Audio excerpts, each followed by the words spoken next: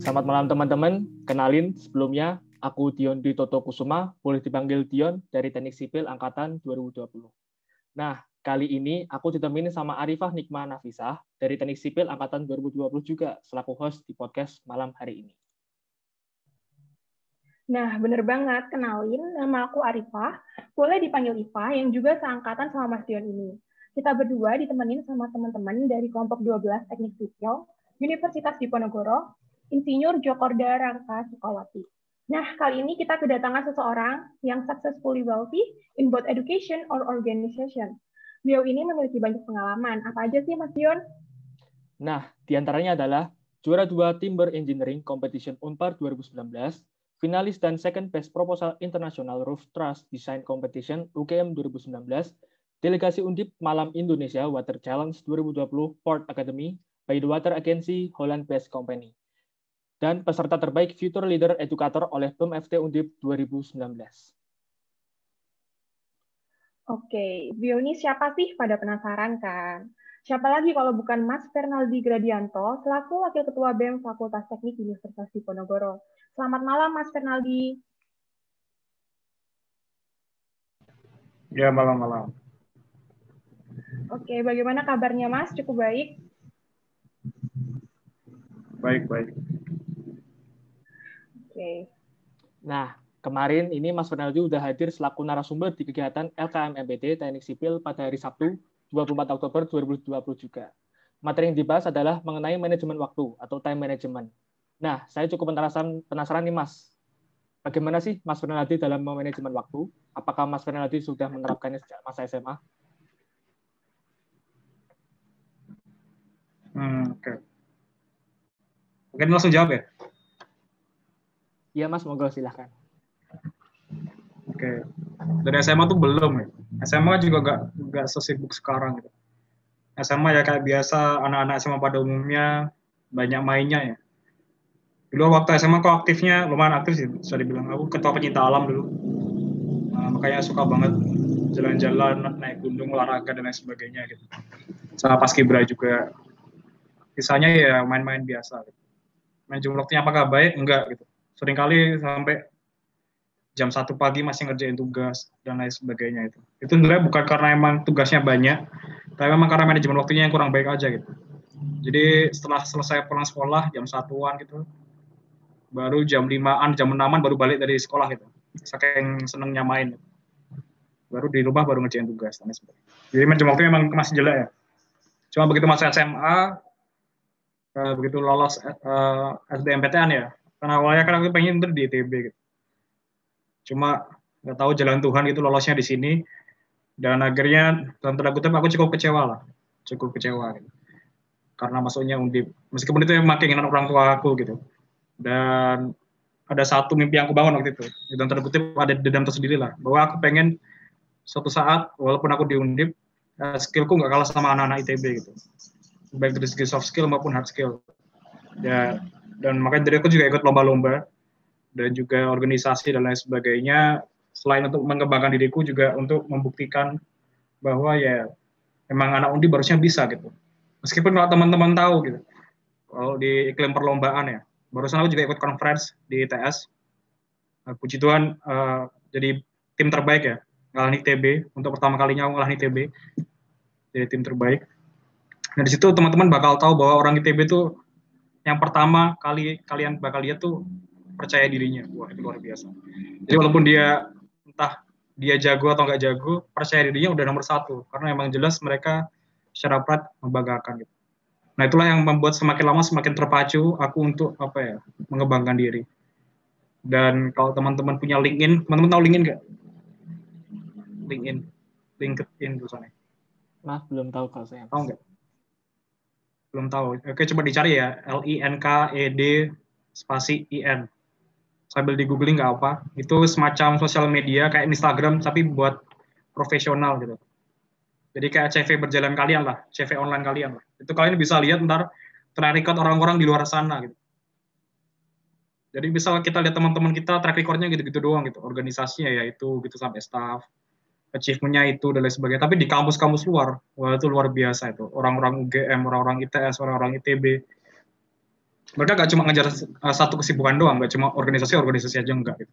Tapi ada achievement lain yang mereka bisa achieve. Nah, semuanya bagiku berawal dari mimpi gitu. Termasuk manajemen waktu dan manajemen diri. Semuanya berawal dari mimpi. Kita punya mimpi apa, ya sudah kita akhirnya memanage diri supaya kita bisa achieve mimpi itu. Dan bagaimana kita komit akan mimpi itu. Dan mungkin secara detailnya udah aku jelasin ya waktu materi ya. Aku nyusun planningnya tuh setiap 6 bulan. Lalu ada planning bulanan, ada planning mingguan gitu. Di planning mingguan aku breakdown per hari aku ngapain aja. Dan itu terbukti efektif gitu. Dan yang mungkin aku belum omongkan ke kalian, di planning 6 bulan itu sebenarnya bukan cuma planning 6 bulan. Aku nulisnya kayak semacam berita kematian gitu. Dalam kutip berita kematian gitu. Jadi apabila aku mati di 1 tahun ini, di misal akhir tahun ini, maka aku pengen orang-orang mengingat aku sebagai orang yang seperti apa. Atau apa yang ingin aku tinggalkan buat dunia ini. Kalau misal aku ngomongin dunia mungkin terlalu luas, ya buat sipil undip ini gitu. Atau mungkin kalau di organisasi aku buat BMFT ini. Atau mungkin buat keluarga aku dan lain sebagainya. Nah, itu yang aku tulis di tiap tahun pergantian tahun gitu. Sehingga visiku jelas. Termasuk mau baca buku apa dan lain sebagainya. Nah, itu ntar kalau udah kayak gitu, tinggal dimasukin deh ke target mingguan, target harian. Termasuk business as usual-nya gitu.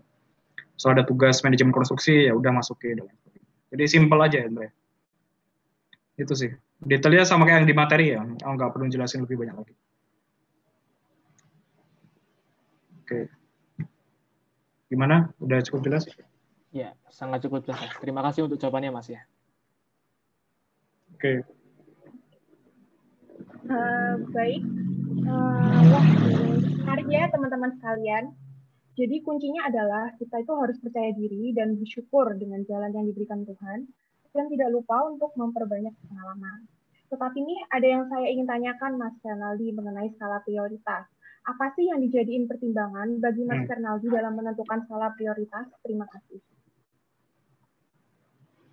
Oke, skala prioritas yang pertama, Yang pertama tuh yang jelas, semakin kamu bertanggung jawab di satu hal, semakin kamu in charge di satu hal, yaitu prioritas pertamamu gitu. Jadi misalnya kamu sebagai wakil ketua BEM atau ketua BEM dan kamu ngadain rapat, itu prioritasmu. Kamu nggak bisa ninggal rapat itu gitu. Kamu nggak bisa melimpahkan itu ke orang lain. Apabila kamu sebagai ketua tim lomba, ya itu prioritasmu. Karena itu tim lomba yang kamu manage sendiri gitu. Apabila kamu ngerjain tugas, kan banyak nih tugas-tugas partneran terutama. Partner itu berdua-dua. Ya walaupun kamu sibuk dan lain sebagainya, tapi selalu sempatin waktu buat janjian dulu gitu. Bagiku prioritas utama yang pertama adalah, bagiku nggak ada satu prioritas utama sih, maksudnya dalam kita menentukan waktu ya, yang mana yang aku lakuin dulu dan lain sebagainya. Jelasnya gimana ya? Jadi simple sih, skala prioritas. Yang jelas ya, yang nggak penting itu udah taruh akhir aja gitu. Main, seneng-seneng, makan bareng temen, apalagi callingan sama pacarmu dan lain sebagainya itu taruh akhir dulu gitu. Kerjaan yang penting-penting dulu aja. Pada saatnya kamu memang buat istirahat ya kamu istirahat gitu.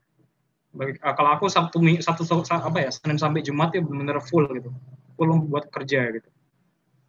Udah kayak ya kerja, benar-benar kerja, masih kuliah ya kuliah, tugas ya tugas, rapat ya rapat, dan sebagainya. Sabtu Minggu itu biasanya aku slow respon. Karena apa? Karena aku benar-benar spend waktu Sabtu Minggu tuh buat hal yang aku nggak bisa lakukan waktu hari biasa. Kayak buat jalan-jalan sama teman, buat quality time sendiri, buat quality time sama keluarga, dan lain sebagainya. Dan itu bakal jadi Sabtu Minggu mungkin yang paling indah bagi hidupmu sebelum kamu kembali ke keseharian yang biasa. Nah, kalau tugas dan lain sebagainya, kamu selalu selipkan aja itu. Misalnya habis rapat langsung nugas gitu ke kos temen. Ya nggak apa-apa, kalau misalnya setelah rapat jam 8 malam, ke kos temen langsung jam 8 malam sampai jam 12 malam kerjain tugas, nggak masalah gitu. Ya capek-capek dikit nggak apa gitu. Tapi kan itu nggak setiap hari juga. Kayak kita tuh masih manusia gitu, kita masih manusia. Tugas yang kita dapat tuh juga kita masih nggak seberapa sih kalau aku bilang. Pun aku yang cukup termasuk yang memiliki kesibukan cukup ya dibanding mungkin beberapa temanku atau kebanyakan temanku gitu. Justru aku malah yang jadi penanggung jawab utama gitu. Sering kali ya kalau kerja kelompok ya. Kerja kelompok aku bingung gitu kadang-kadang yang sibuk siapa, yang hilang siapa, yang kontribusi paling besar siapa. Justru malah orang-orang paling sibuk yang dia paling tahu bagaimana dia mengatur dirinya, dan dia yang paling tahu bagaimana menempatkan dirinya supaya tetap bermanfaat di banyak tempat. Dan itu menjadi hal yang lama-lama biasa. Cuma banyak orang kadang-kadang merasa bahwa takut duluan gitu. Kayak skeptis duluan, kayak so sibuk duluan. Padahal enggak juga. Enggak juga. Itu sih skala prioritas bagiku yang penting ya, lakuin apa yang harus kamu lakuin. Enggak ada teori-teori lain. Intinya itu. Baik Mas, terima kasih atas jawabannya. Gimana? Baik Mas, kita lanjutin ke selanjutnya Mas ya. Mungkin dari jawaban Mas Fernaldi bisa saya ambil kesimpulan bahwa semakin kamu bertanggung jawab, maka kamu semakin memprioritaskan hal tersebut. Nah, baik selanjutnya mungkin kita bisa lanjut ke pertanyaan berikutnya dari Mas Bill Gracio. Waktu dan tempat dipersilahkan. Selamat malam Mas, perkenalkan saya Bill Gracio. Jadi pertanyaan dari saya itu, saya mau bertanya Mas, kira-kira kegiatan apa sih yang Mas lakukan waktu di waktu luang supaya Mas Fernaldi membuat waktunya itu menjadi produktif gitu Mas? Gimana apa yang aku lakukan waktu luang supaya jadi produktif? Iya Mas, betul. Oke. Pertama yang mungkin aku pengen jelasin, bedakan waktu luang sama waktu kosong gitu. Gimana yang jelasinnya? Waktu luang itu sebenarnya hidup kita semuanya waktu luang gitu. Kalau emang kita nggak mau ngelakuin apapun ya itu namanya waktu luang. Iya nggak? Misalnya kamu ada jadwal kuliah, kalau kamu nggak pakai kuliah sebetulnya itu waktu luang. Walaupun kamu ada tugas, tapi kamu nggak menyeting dirimu buat ngerjain tugas pada waktu itu ya, kamu sebut waktu luang juga nggak masalah gitu.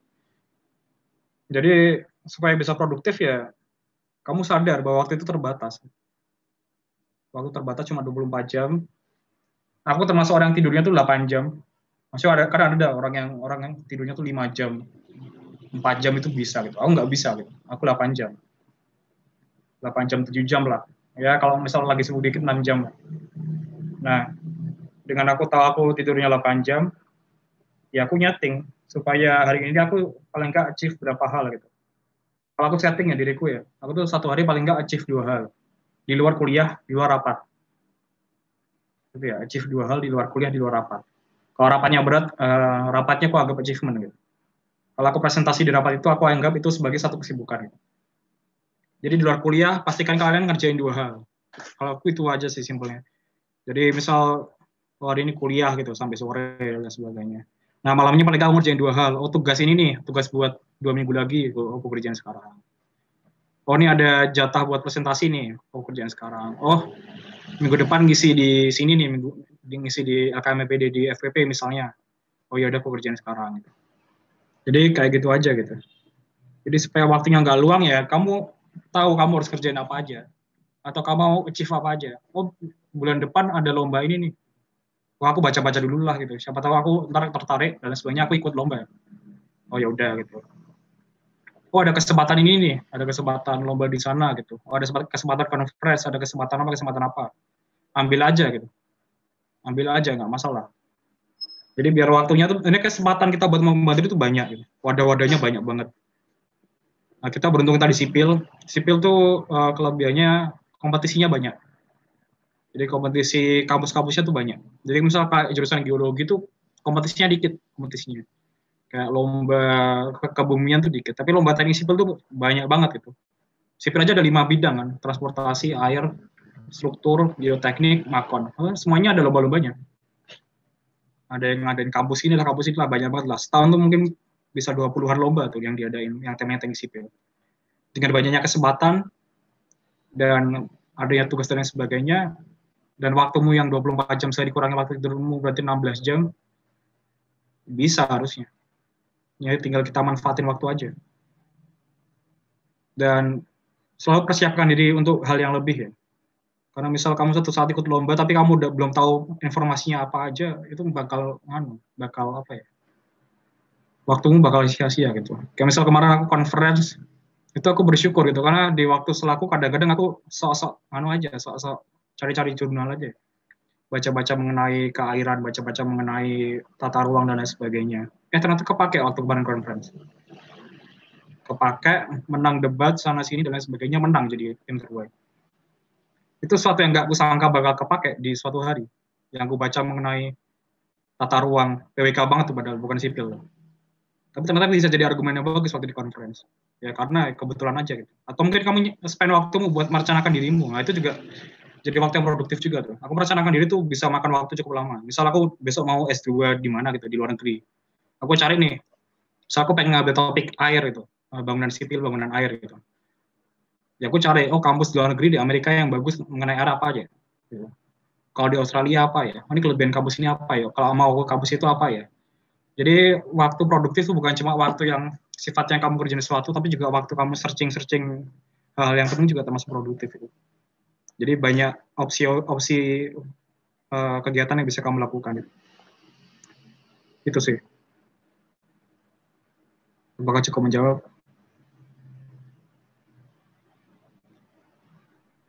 Baik, Mas, cukup. Nah, berarti intinya semua bergantung pada kesadaran diri kita akan waktu yang ada ya, Mas ya. Oke, selanjutnya pertanyaan dari Mbak Denia. Waktu dan tempatnya dipersilahkan. Sebelumnya perkenalkan Mas, nama saya Denia. Saya mau bertanya, bagaimana cara Mas Fernaldi bisa menyeimbangkan antara akademik dan non-akademik? Terima kasih. Oke, makasih. Kotak, kalian bedakan kotak akademik sama kotak non-akademik. Itu jangan kalian campur aduk. Jangan pernah kalian campur aduk. Kotaknya kalian bedakan. Capeknya akademik sama capeknya non-akademik itu beda. Karena jelas kalau misalkan kita ngomongin akademik tuh lebih banyak personalnya gitu. Ngerjain tugas lah. Entah itu mungkin tugas kelompok pun ya lebih banyak ke personalnya. Tapi kalau non-akademik kayak organisasi, itu capeknya capek interaksi. Capeknya capek beda lah. Dan lain sebagainya. Nah, cara ngimbanginnya gimana ya? Kalau aku biasanya nyetingnya hari ini, misal tema hari ini adalah organisasi banget ya. Ya sudah, aku kerjain apa yang organisasiku butuhkan, aku harus lakuin gitu. Aku nyeting tema kadang-kadang kayak gitu. Tema besok akademik banget nih. Kita ngerjain tugas, searching apa gitu. Karena apa? Karena otak kita kepakainya beda. Kalau otak kita buat organisasi sama otak kita buat akademik itu beda. Gitu. Tapi lama-kelamaan emang kamu bakalnya biasa sih. Biasa buat nyeting keduanya secara bersamaan gitu. Dan nggak masalah gitu. Kamu rapat juga paling cuma seminggu sekali 2 kali. Itu kalau kamu staff gitu. Kalau kamu staff paling seminggu sekali lah. Staff itu berarti level pertama ya. Karena kalau misal kalian udah dilantik, udah jadi anggota himpunan tetap, kalian bisa daftar organisasi. Tapi jadinya staff dulu. Nggak langsung ketua BEM itu enggak. Jadi staff dulu. Nah staff itu rapatnya seminggu sekali. Kan gampang kan seminggu sekali rapat, berarti kan paling cuma spend waktu ya paling 3 jam lah. Itu maksimal, rapatnya nggak efektif. Kalau buat kerjaan-kerjaan lainnya, rapat panitia ya paling anggap aja ya 3 jam juga. 6 jam tuh. Cuma kamu berarti cuma spend 6 jam dalam 1 minggu buat kerjaanmu di organisasi. Berarti kamu punya banyak waktu lain buat akademik. Banyak kan berarti spend waktunya kan. Itu 6 jam aja dalam sehari, dari bisa kelar dalam sehari gitu. Nggak masalah gitu. Simple sebenarnya. Akademik juga kuliah, anggap aja pagi sampai sore. Hari Senin kita buat rapat, anggap aja kita udah capek, ya udah hari Senin kita fokus rapat aja gitu, istirahat. Besoknya nggak ada rapat panitia, nggak ada kegiatan organisasi lagi, ya sudah ngerjain tugas. Jangan malah dipakai buat main gitu. Jadi sebenarnya kita tuh masih mahasiswa, kayak menyeimbangkan non akademik sama akademik sebenarnya harusnya masih gampang ya. Justru kalau memang kalian pengen tahu yang sulit tuh lihat orang tua kalian gitu. Aku juga lihat orang tua aku kadang-kadang. Dia menyeimbangkan banyak hal coba. Bayangin mereka kerja, belum misal ngurusin rumah gitu, belum urusan apa. Berkacanya dari orang tua kita aja. Aku kalau lihat di rumah, ya ibuku bangunnya jam 5.30 udah bangun gitu. Bangun megang laptop gitu. Karena ibuku dosen dan peneliti gitu. Bangun megang laptop. Selesai megang laptop, habis itu bersih-bersih rumah dan lain sebagainya, cuci piring lah, masak, sarapan dan lain sebagainya. Habis itu megang laptop lagi. Habis itu siangnya istirahat, makan, megang laptop lagi. Habis itu malamnya juga masih megang laptop lagi. Jadi kayak berkaca sama orang tua kita pun, mereka melakukan lebih banyak hal daripada apa yang kita lakukan sekarang. Jadi kalau pengen tanya manajemen waktu, sebenarnya nggak harus ke aku gitu. Ke orang tua kalian pun harusnya bisa menginspirasi kalian. Gitu. Gitu sih. Jadi lagi-lagi jangan terlalu memperumit ya. Manajemen waktu nggak serumit apa yang kalian bayangkan. Itu cuma just a matter of commitment gitu ya. Jadi tenang aja, santai.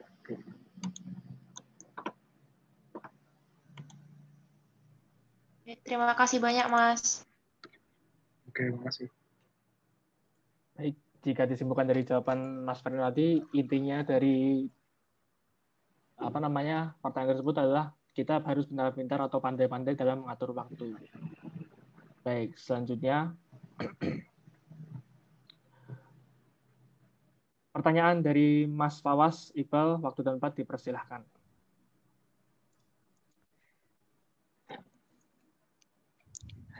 Malam Mas, izin memperkenalkan diri, nama saya Fawas Iqbal. Nah, singkat saja Mas, saya ingin bertanya tentang proses pengembangan diri. Nah, apa aja sih yang Mas lakukan dalam proses pengembangan diri yang bisa sampai Mas lakukan sampai sekarang? Kan Mas sudah banyak prestasi nih, banyak menang lomba, organisasi. Itu apa saja sih Mas? Terima kasih. Apa saja?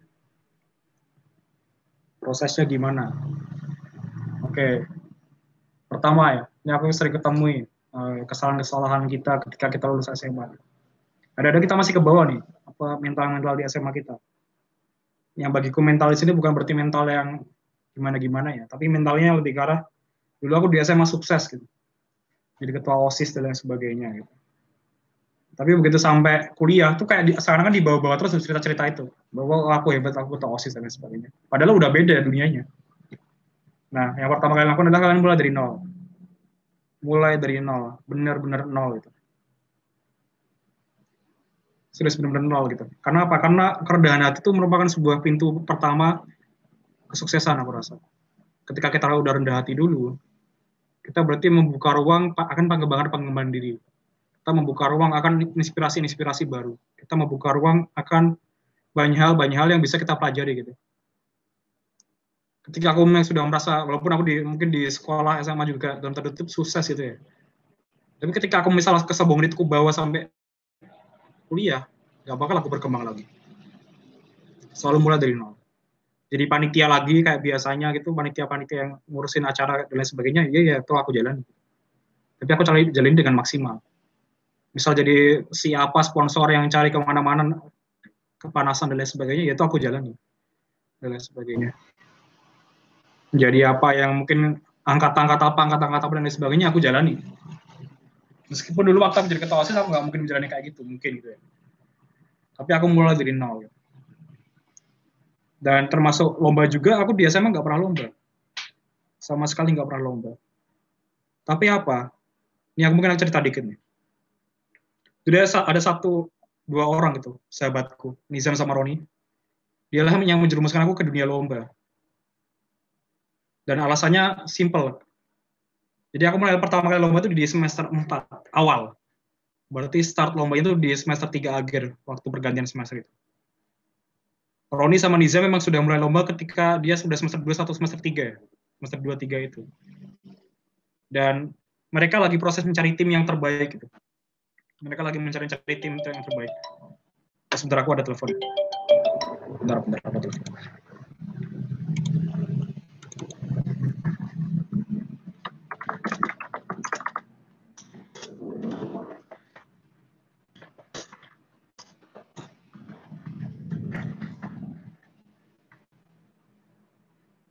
Oke, lanjut ya. Jadi Roni sama Nizam, kenapa dia akhirnya mengajakku di lomba yang timber engineering itu, yang pertama itu, yang di Unpar, itu karena Nizam sama Roni pernah sekelompok sama aku di semester 2 sama semester 3. Pernah sekelompok. Itu kalau nggak salah tugas besar apa ya? Tugas besar IUT, ilmu ukur tanah itu sama Roni. Tugas besar mekanika fluida atau hidrolika itu juga sama Nizam gitu. Dan mereka tahu bahwa kerjanya niat gitu. Jadi walaupun mereka tahu aku punya kesibukan lain, pada saat itu aku juga organisasi di HMS sama BEM Undip. Jadi staf di HMS di bidang PSDM, staf di BEM Undip bidang sosial politik, di LKMM dasar juga. LKMM dasar tuh kayak kalian kan sekarang LKMPD ya, tingkatnya yang departemen ya. Ada tingkatnya fakultas, namanya LKMM dasar. Itu kalian ketemu sama teman-teman jurusan lain. Dan itu buat jadi syarat kahim juga itu LKMM dasar. Nah di situ aku juga jadi komting. Jadi counting sefakultas teknik. Jadi dengan 3 kesibukan itu pun aku masih bisa manage diri buat tugas-tugasnya nggak dalam tanda kutip gandul gitu. Kerjaku tetap maksimal. Nah, karena kerjaku maksimal, aku dilihat sama Nizam sama Roni buat cocok jadi tim mereka. Nah, jadi kita mulai deh berproses di lomba pertamaku itu gitu. Di Timber Engineering Competition gitu. Belajar bareng dan lain sebagainya. Akhirnya menang juara 2. Juara 1-nya ITB. Angkatan 15 waktu itu. Dan akhirnya terus menerus gitu. Gak puas diri, udah menang gak puas diri, lanjut lagi. Ikut lomba lagi. Lanjut lagi organisasinya dikembangin lagi. Belajar lagi dan lain sebagainya. Ya prosesnya intinya terus belajar. Ketika kita terus menemukan ruang buat rendah hati, ya kita terus bisa belajar. Intinya itu sih. Oke, ada pertanyaan lagi?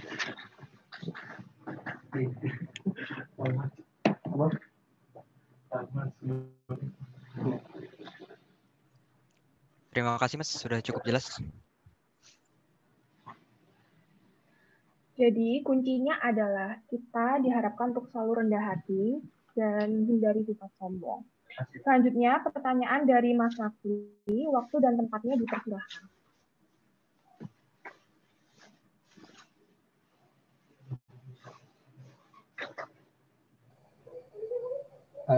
Perkenalkan Mas, nama saya Muhammad Rafi Munadani. Saya mau bertanya Mas, gimana cara menangani stigma-stigma yang ada di dunia teknik Mas? Terima kasih Mas.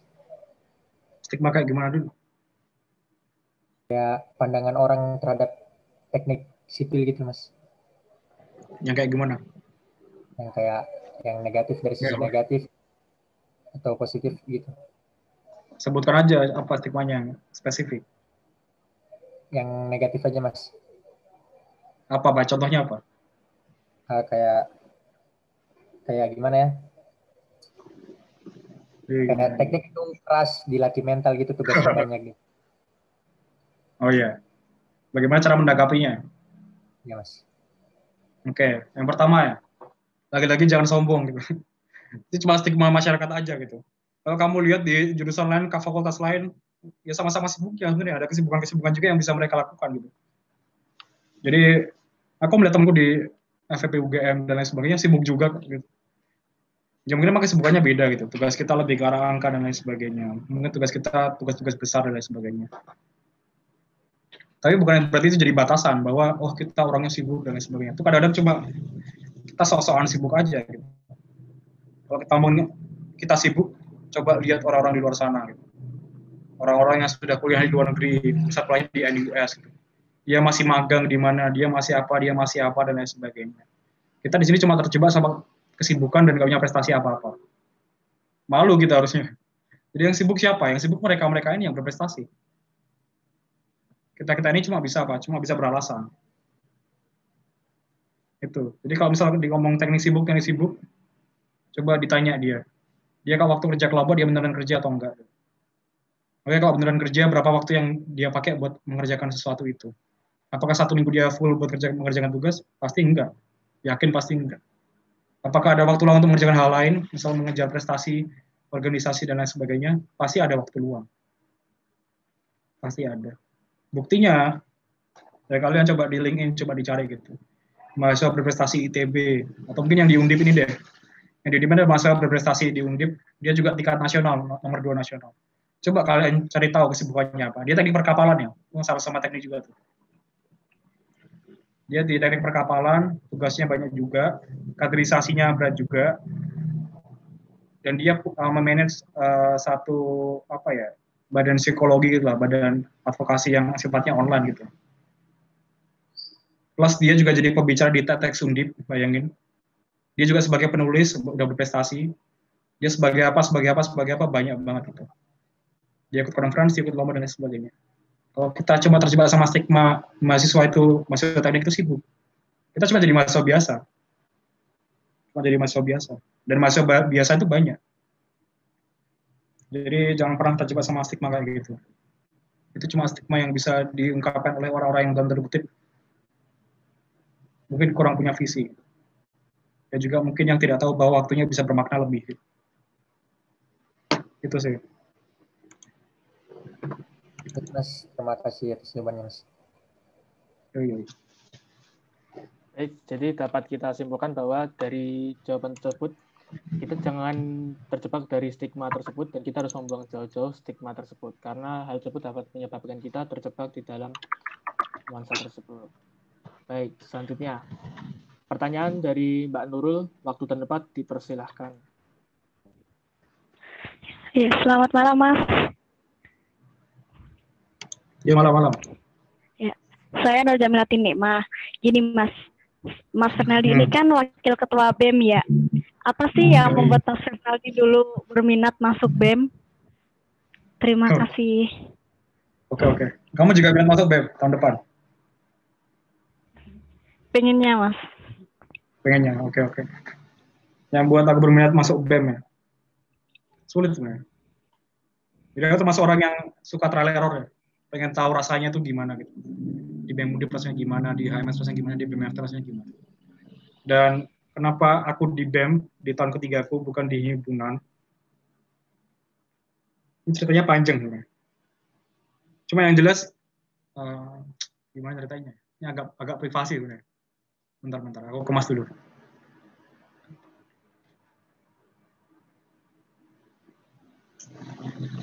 Sebenarnya aku punya pilihan. Aku juga ditawarin jadi wakil ketua BEM di Undip juga sebenarnya. Ditawarin aku.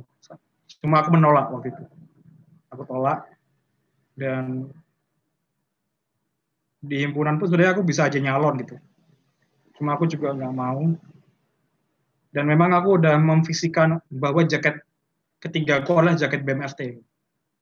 Bukan jaket BEM Undip, bukan jaket HMS.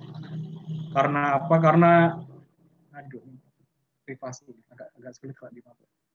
Karena ada satu kebermanfaatan yang bisa aku capai kalau misalnya aku di ranah fakultas. Yang bisa aku capai kalau aku di ranah fakultas. Nah, kalau misalnya aku di level himpunan, itu ada keresahan lain di tingkat fakultas yang nggak bisa aku ambil, yang nggak bisa aku kejar gitu. Karena memang bukan ranahku. Tapi kalau ranahku di fakultas, ada keresahan di tingkat sipil yang juga bisa aku kontribusikan. Jadi bisa kontribusinya double gitu dalam tanda kutip lah. Dan juga kadang-kadang aku juga masih sering berdiskusi sama Kabid PSDM sekarang itu kan.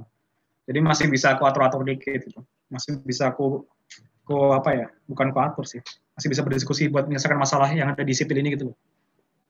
Tapi kalau orang aku di himpunan kan aku nggak mungkin bisa buat berkontribusi sampai ranahnya fakultas gitu.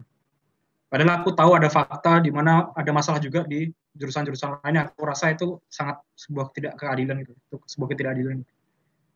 Kira-kira mulai di ranah fakultas. Dan memang secara kesiapan bisa aku bilang aku siap banget waktu itu di fakultas. Aku udah merencanakan aku nyalon tuh dari kapan? Dari Maret mungkin. Dari Maret. Jadi biasanya kan ketua yang ngajak wakil ya. Ini aku yang ngajak ketua aku. Aku yang ngajak ketua aku. Karena memang aku udah tahu, aku punya potensi apa di sini. Aku dulu komting di tingkat fakultas, berarti aku punya suara. Aku punya basis massa. Teman-temanku petinggi-petinggi organisasi di 12 departemen. Bisa aku ajak jadi tim ses, bisa aku ajak berdiskusi dengan baik. Aku punya kekuatan di sini. Di sipil, yang terkenal suaranya paling banyak, aku orang sipil. Secara skill, organisasi, aku punya itu. Gitu. Dan ya sudah gitu. Akhirnya aku memutuskan buat aku di dan fakultas. Karena kebermanfaatannya juga ada. Secara kapasitas aku juga punya. Secara suara aku juga mendukung. Jadi begitulah mungkin. Ya itulah. Ya, terima kasih banyak, Mas. Ya, itu cuma permukaannya aja. Tapi kalau yang dalam-dalamnya, ntar lah. Kalau kamu udah jadi sesuatu di BEM itu, baru aku ceritain. Iya. Ya, terima kasih, Mas. Iya.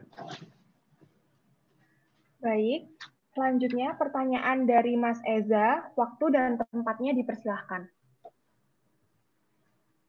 Baik Mas, perkenalkan nama saya Eza. Saya dari Ungaran. Sebelumnya saya ingin bertanya ya Mas ya. Kegiatan di BEM FT itu ngapain aja sih Mas? Kayak ada event atau acara apa aja yang menurut Mas itu ada yang benar-benar event besar, ada event kecil tuh apa aja gitu Mas kegiatannya? Terima kasih. Oke. Banyak banget. Banyak banget. Kita total proker ada 100 berapa ya? 128 atau berapa program kerja?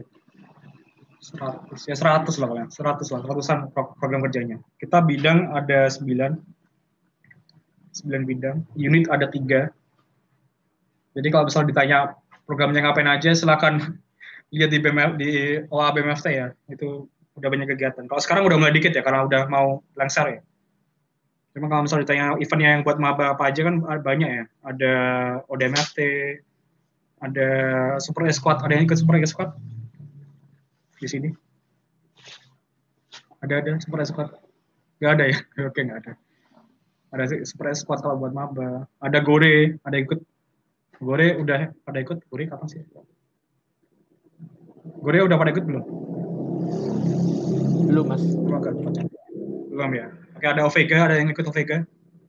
Yang buat Inggris itu. Ovega ada yang ikut? Enggak, Mas. Oke. Enggak ya. Oke, bisa di-follow ya OA BMFT ya. Itu banyak kegiatan yang bisa kalian ikuti sebenarnya. Ada yang ikut juga UKM basket dan lain sebagainya itu juga ada. Jadi banyak kegiatannya gitu. Detailnya di OA BMFT aja. Cuma memang kami ranahnya memang fakultas ya. Jadi event-event yang sifatnya pengembangan diri itu sebenarnya terpusatnya sebenarnya di himpunan gitu. Kita cuma yang besar-besarnya aja.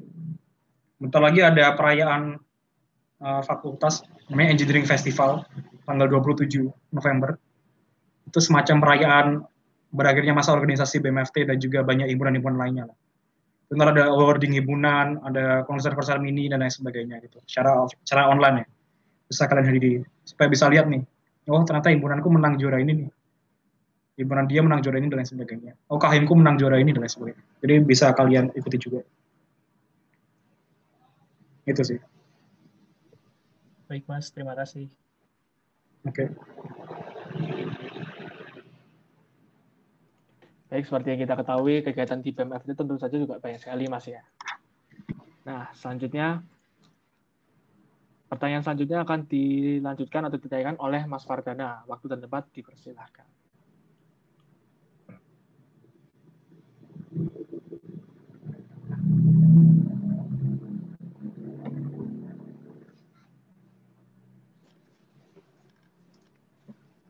Permisi, Mas. Selamat malam. Perkenalkan, nama saya Fardana Rahma. Saya ingin bertanya nih, Mas. Saat menjadi wakil BMFT, itu permasalahan itu sesuai ekspektasi apa di luar ekspektasi ya, Mas? Jika di luar ekspektasi itu, contohnya tuh gimana? Contohnya apa saja? Dan cara menghadapinya tuh gimana aja ya, Mas? Oke, terima kasih. Ini pertanyaanmu level organisatoris. Semoga paham ya. Jadi jelas permasalahan yang paling besar waktu aku jadi wakil ketua BMFT jelas ini ya, transisi ya. Dari awalnya offline semua, tiba-tiba COVID datang, boom, jadi online semua. Itu fase transisi yang sangat harus terlaksana secara mulus gitu. Kalau enggak organisasi kita mati beneran itu. Itu kan sulit ya. Pada awalnya udah direncanain matang-matang, udah dirapat kerjain, udah di ACC Senat, udah di ACC Dekanat, dan lain sebagainya. 1 bulan berjalan, baru kenal satu sama lain, tiba-tiba COVID. Gitu. Tiba-tiba suruh balik ke rumah masing-masing, dan lain sebagainya. Jadi online semua. Nah itu perlunya manajemen organisasi yang baik. Gitu. Perlunya manajemen organisasi yang baik. Transisi organisasi dari offline ke online itu bukan suatu hal yang mudah. Tapi harus kita ukur dengan baik itu. Jadi akhirnya aku bersama PMO. PMO tuh unit pengembangan dan manajemen organisasi mahasiswa. Jadi kayak semacam apa ya, kalau kalian supaya bisa mengenal. Semacam apa? Semacam otaknya organisasi lah. Yang dia tuh merancang dari planning sampai manajemennya. Itu semoga kalian paham lah ya, intinya itu. Jadi supaya bisa terukur gitu. Proker-proker yang awalnya offline jadi online, supaya bisa terukur dengan sesuai dengan tujuan awal, kita menggunakan suatu instrumen yang namanya risk management gitu. Manajemen resiko. Gitu. Nah, bagaimana caranya supaya transisi ini tidak menimbulkan resiko-resiko baru. Dan transisi ini harus disertai dengan berbagai kreativitas. Nah, jadi itu harus benar-benar kayak apa ya, pendampingan banget. Jadi aku turun ke bidang-bidang buat mendampingi itu. supaya transisinya itu juga bagus. Zaman online artinya zaman apa? Zamannya sosial media. Kalau sosial media artinya apa? Harus kreatif, harus menarik, dan harus dikemas secara apa? Secara brandingnya harus bagus lah intinya lah. Dan juga manajemen eventnya juga harus nggak boleh sembarangan gitu. Dan walaupun udah pada kepisah ke kota masing-masing, tetap harus ada orang yang di Semarang. Nah, untungnya aku di Semarang gitu. KBM pun balik ke daerah asalnya.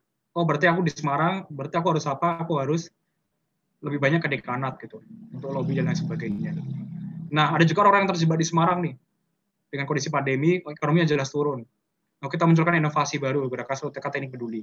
Kita menghimpun uang, waktu itu masih bulan puasa, apalagi kita menghimpun uang dari alumni dan lain sebagainya, buat apa? Buat ngasih buka gratis buat warga Fakultas Teknik gitu, khususnya para mahasiswa.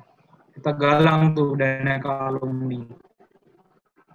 Dan juga buat bantuan ke mahasiswa pada umumnya gitu yang kesulitan bayar UKT dan lain sebagainya.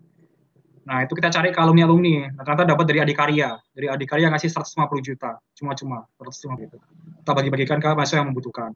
Kita saring dulu nih, mahasiswa yang membutuhkan berapa membutuhkan. Oh, karena bisnisnya hancur, karena bisnisnya apa dan lain sebagainya. Oh, ya itu kita tampung untuk orang-orang itu. Nah, habis itu dapat dana bantuan, ya kita salurin secara merata dengan baik. Ada kuota dan lain sebagainya kita juga bantu. Ya, jadi itu ya, tantangannya jelas itu ya. Banyak kondisi, terutama masalah kesejahteraan mahasiswa yang sangat terdampak. Begitu kira-kira. Mungkin kamu bakal lebih paham kalau kamu udah masuk ke dunia organisasi mahasiswa. Terima kasih. Baik, terima kasih atas jawabannya, Mas.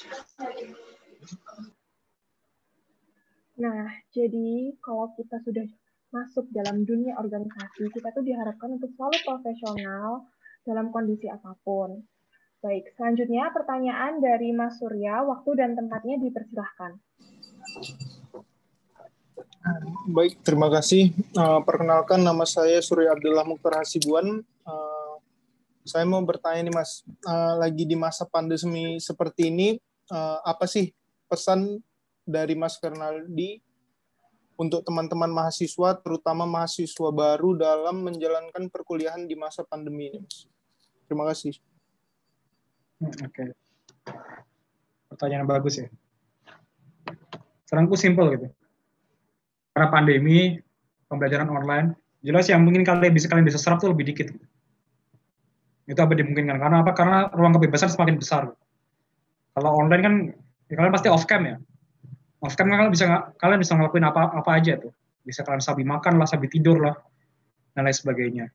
Ilmunya jelas dapatnya lebih minim gitu. Belum lagi tugas dan lain sebagainya. Nah, saranku walaupun dengan kondisi online seperti ini ya, tetap belajarnya tetap beneran ya. Belajarnya tetap beneran. Ngerjain tugasnya juga harus tetap beneran. Gitu. Dengan itu, ya kita tetap belajar. Karena apa? Karena apalagi kalian ya, masih semester 1 ya.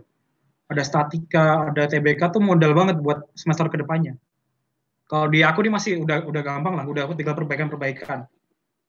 Jadi anggapannya secara ilmu kita udah cukup dapat selama kita kuliah offline gitu.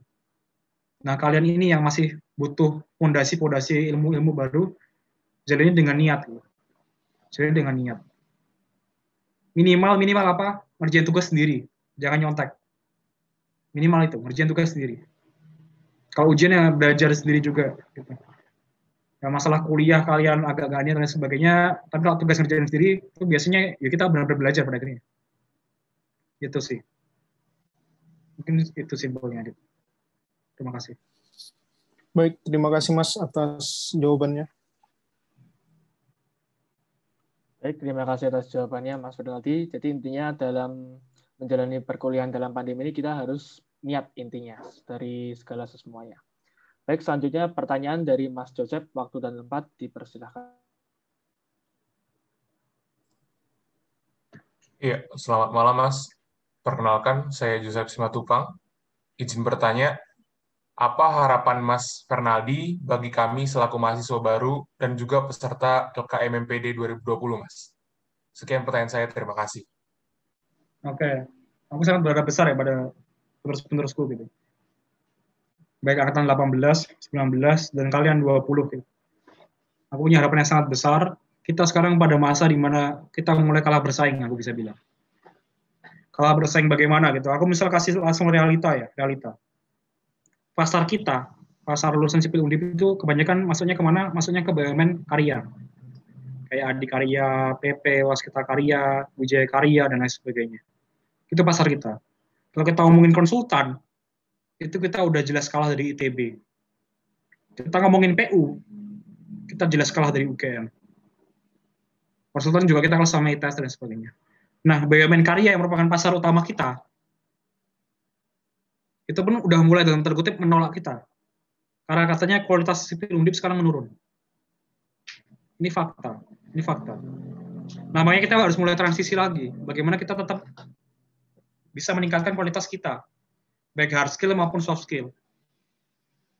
Jadi nggak cuma soft skill doang nih. Kadang-kadang orang buat apa IP bagus-bagus, tapi nggak punya soft skill. Gitu. Itu makanya malah jadi alasan orang-orang buat ikut organisasi, tapi akhirnya so sibuk dan lain sebagainya, IP-nya ditinggal. Gitu. Ya IP biasa aja nggak apa-apa gitu. Tapi hasilnya kita juga harus paham gitu. Atau mungkin IP bagus nggak apa-apa, tapi jangan nyontek lah. Nggak apa-apa IP 3 gitu nggak apa-apa gitu. Jangan nyontek. Kalau nyontek dapat IP 3,5 dan lain sebagainya, itu kalau mereka ditanyain ini itu dan lain sebagainya nggak bisa mereka. Disuruh ngerjain bangun ini gitu, nggak bisa mereka. Jadi jangan cuma ngajar IP doang, jangan cuma ngajar lulus cepat doang, jangan cuma organisasi doang tapi dampaknya nol. Lakukan semuanya dengan maksimal. Gitu. Karena apa? Karena kita sedang di abang krisis. Gitu. Ini aku bicara terang-terangan ke kalian. Kalau kalian masuk organisasi mahasiswa dan kalian cuma sampai level staff, itu nggak kepake di perusahaan, nggak kepake. Jadi misal kalian perusahaan lihat CV kalian ya, CV kalian sampainya staff gitu, nggak peduli mereka level staff. Minimal tuh kepala divisi minimal. Syukur-syukur KBM, syukur-syukur Kahim gitu. Minimal kepala divisi. Itu baru bisa dinilai bahwa soft skill lumayan karena kamu udah naik jabatan. Gitu. Level staff nggak kepake. Pun juga kalau IP doang nggak kepake IP doang. IP itu cuma syarat pemberkasan. Oh IP-nya lolos ya udah. Masuk ayo kita wawancara. Begitu wawancara ditanyain apa? Yang ditanyain hard skill, beneran hard skill. Ini bangunannya kayak gini, harusnya kita gimana gitu. Ini banjir di sini kita harusnya gimana? Ini bangunannya ada kerobohan dan sebagainya, itu tanahnya jelek dan sebagainya, kita harus gimana? Kalau kamu nyontek waktu ujian, kalau kamu belajarnya nggak sungguh-sungguh, kalau kamu model IP bagus doang tapi kamu nggak dalam tertib nggak bener memain itu, gagal kita di dunia kerja. Gagal total. Aku pun di sini masih sebagai orang yang takut gak keterima kerja. Saking ganasnya dunia pekerjaan sekarang. Aku pun takut gitu. Dan aku juga takut sama teman-temanku ini. Aku takut sama sipil Undip ke depannya. Gitu. Karena kita mulai kalah. Bayangin dari pendaftarnya 5.000 gitu. Yang keterima 10. Daftar 500 dan lain sebagainya, yang terima 10. Adikarya terakhir kalau nggak salah yang daftar 5.000 gitu. Atau berapa, yang terima cuma 10 orang, bayangin. Itu dari kampus mana aja, ITB ada, UI ada, UGM ada, ITS ada, UNS ada, Undip ada, yang terima cuma 10. Angkatan dulu, itu bisa kayak setengah angkatan keterima BUMN Karya. Terakhir angkatan 15, nggak sampai 10 jari orang yang keterima di BUMN Karya. Nggak sampai 10 jari. Yang biasanya 100 orang yang keterima sekarang nggak sampai 10 jari. Semiris itu. Jadi teman-teman di sini, aku harap teman-teman bisa menjadi orang yang lebih baik daripada aku, daripada teman-temanku, dan terus-menerus menjadi lebih baik. Apa yang aku sampaikan di sini bukan berarti aku yang paling benar di sini. Bagi teman-teman bisa jadi orang yang lebih benar, lebih baik, lebih pintar, lebih bijak dan lain sebagainya. Gitu. Mungkin itu ya. Jadi semoga teman-teman bisa memajukan nama sipil Undip lagi. Semoga prestasi di angkatan kalian jauh lebih banyak. Semoga lebih banyak pemimpin-pemimpin yang bisa dipandang di angkatan kalian. Mungkin itu sih. Baik, terima kasih Mas. Oke, makasih banget buat Mas Fernaldi atas jawabannya. Nah, buat teman-teman yang ingin menjadi anggota BEM-FT, udah jelas banget kalau kita bakal dapat banyak banget benefit. Nah, salah satunya melatih kita untuk lebih terbuka dalam berorganisasi. Dan kita sebagai mahasiswa baru harus banyak melatih soft skill kita untuk masa depan kita juga. Nah, benar banget tuh sama yang dibilang Eva. Kalau kita simpulkan, bakal gak ada ruginya deh kita dalam berorganisasi. Semoga kita dapat banyak ilmu dan mengetahui apa sih BEM-FT itu. Dan yang terakhir, terima kasih buat Mas Fernaldi udah hadir dan menyempatkan waktunya dalam podcast hari ini. Baik, selanjutnya mungkin untuk teman-teman semuanya bisa on cam karena setelah ini kita akan membuat sebuah komunikasi bersama.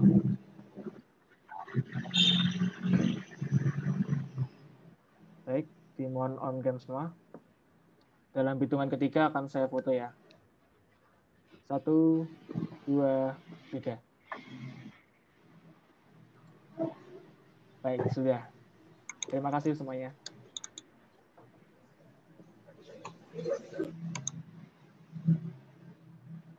Oke. Udah nih. Oke. Boleh dong teman-teman kita kasih applause buat Mas Fernaldi udah hadir di sini. Santai-santai. Ini emang harus formal banget gitu ya? Enggak. Formal banget. Santai-santai aja. Enggak apa-apa. Baik, mungkin bisa saya tutup Mas ya. Oke. Baik, terima kasih. Sampai jumpa lain waktu dan juga aku ucapin terima kasih buat teman-teman yang udah hadir pada acara podcast hari ini dan juga terutama saya ucapkan terima kasih untuk tamu utama kita hari ini, Mas Fernaldi. Semoga yang kita lakukan hari ini menjadi berkah dan daya untuk kita semuanya dan juga apa yang kita ucapkan pada hari ini, apa doa-doa yang kita harapkan dapat terkabul ke depannya. Mungkin itu saja yang dapat saya sampaikan. Terima kasih. Akhir kata, wassalamualaikum warahmatullahi wabarakatuh.